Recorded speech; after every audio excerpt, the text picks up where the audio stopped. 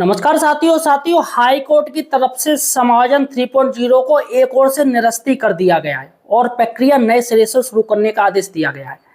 सबसे बड़ी बात है दोस्तों, समायोजन 1.0 और समायोजन 2.0 पर भी साथियों आज आने वाली है, क्योंकि दोस्तों समायोजन 1.0 समायोजन 2.0 में भी नियमों के विरुद्ध समायोजन किए गए हैं।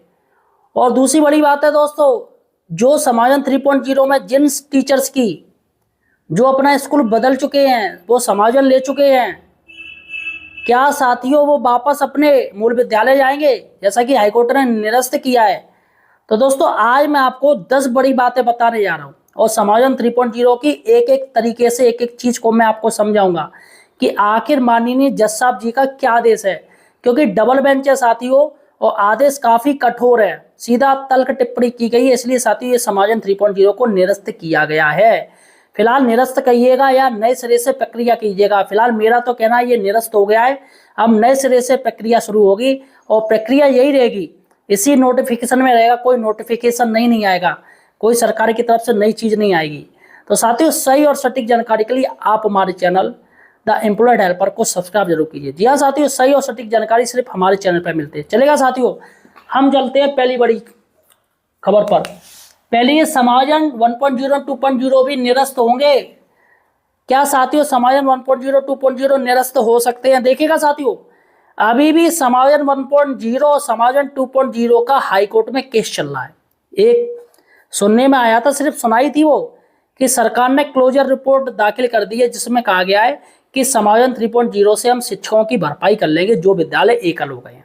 लेकिन दोस्तों ऐसा कुछ भी नहीं हुआ, क्योंकि समायोजन 3.0 पर तो स्टे लग गया और अब निरस्त हो गया।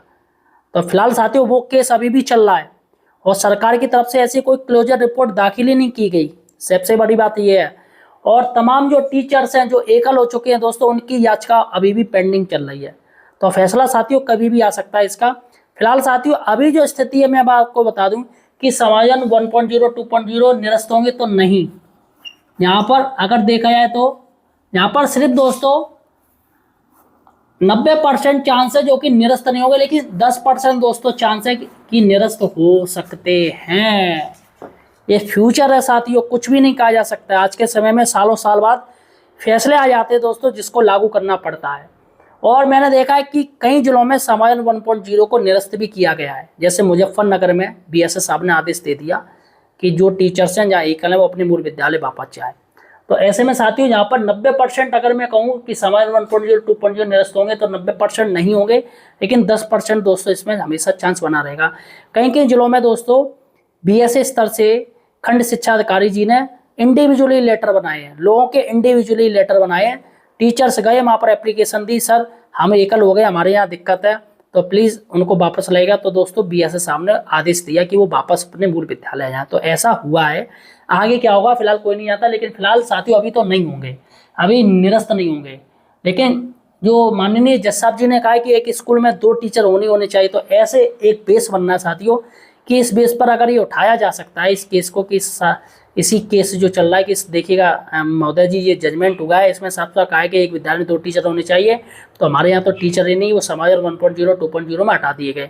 तो फिलहाल साथियों इस पर एक्शन लिया जा सकता है, लेकिन फिलहाल अभी जो चांस है वो नहीं है। तो समायोजन 1.0 समायोजन 2.0 अभी निरस्त नहीं होंगे।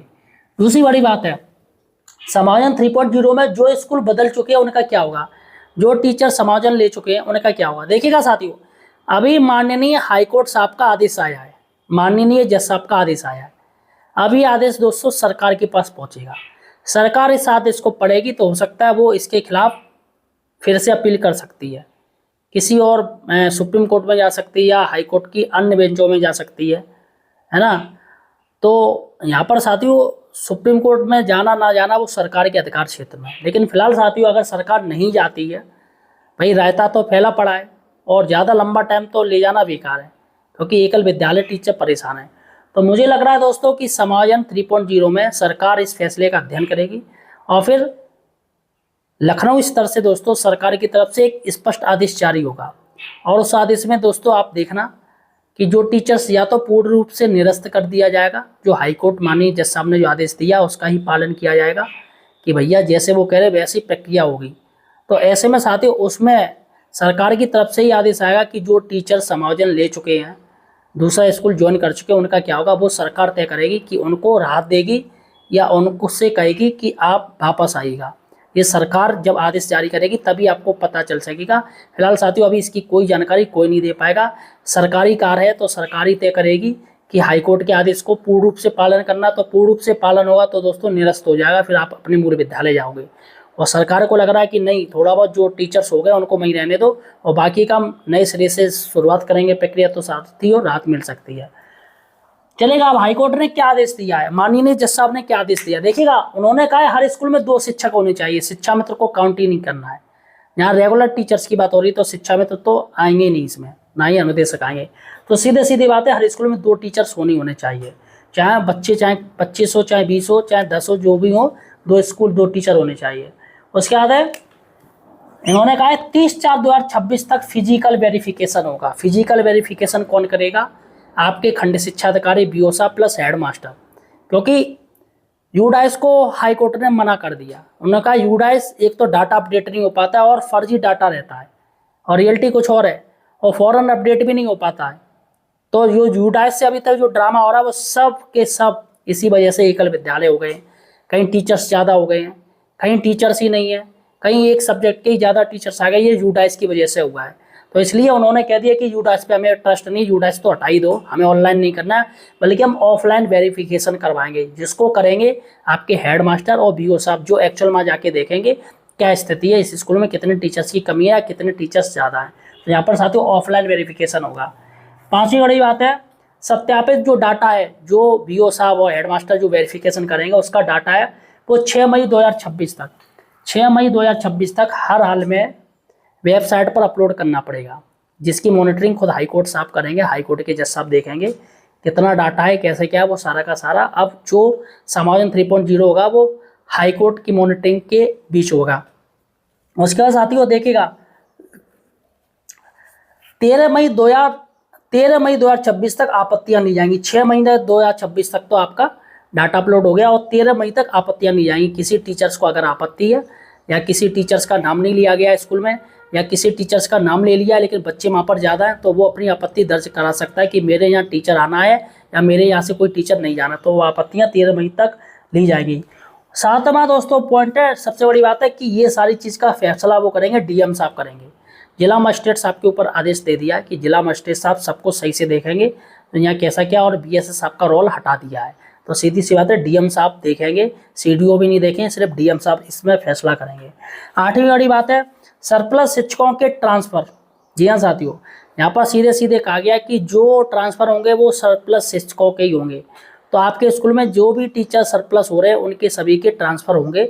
ये दोस्तों अब हाईकोर्ट की मॉनिटरिंग के अनुसार होगा, तो यहाँ पर उनका अब हर हाल में नाम आएगा ही आएगा। अभी तक क्या था, बेसिक शिक्षा अधिकारी अपने स्तर से कर रहे थे, लेकिन साथियों मामला हाईकोर्ट पहुँच चुका है और ऐसे में अब दोस्तों डीएम साहब अपने हाथ में ये पूरा मामला ले लेंगे। तो डीएम की कमेटी में दोस्तों अभी सारे के सारे निर्णय होंगे वो डीएम साहब देखेंगे। तो यहाँ पर दोस्तों पारदर्शिता रहेगी, फर्जीवाड़ा तो हो ही नहीं सकता है।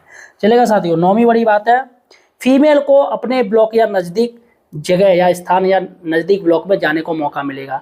जैसे कोई महिला है, अब उनके यहाँ सरप्लस हो रही हैं, तो भैया उस स्कूल से हटा के पहले वो ब्लॉक देखा जाएगा, और अगर ब्लॉक में नहीं है तो नज़दीक वाला ब्लॉक देखा जाएगा, वहाँ पर इनको भेज दिया जाए। यहाँ पर साथियों सबसे बड़ी बात है कि विकलांग हैं, जो हैंडीकैप है या असाध्य रोगी हैं, बीमारी हैं, उनके लिए दोस्तों यहाँ पर कोई ऑप्शन नहीं दिया गया है। तो सीधी सी बात है, अगर कोई विकलांग टीचर्स है वो सरप्लस हो रहा है तो उसको हटाया जाएगा वहाँ से, और अगर कोई असाध्य रोगी या बीमारी तो उसको भी हटाया जाएगा वहाँ से, क्योंकि यहाँ पर साथ ही सिर्फ फीमेल को, महिला टीचर्स को ही ये सहूलत दी गई है, अन्य किसी को नहीं दी गई है।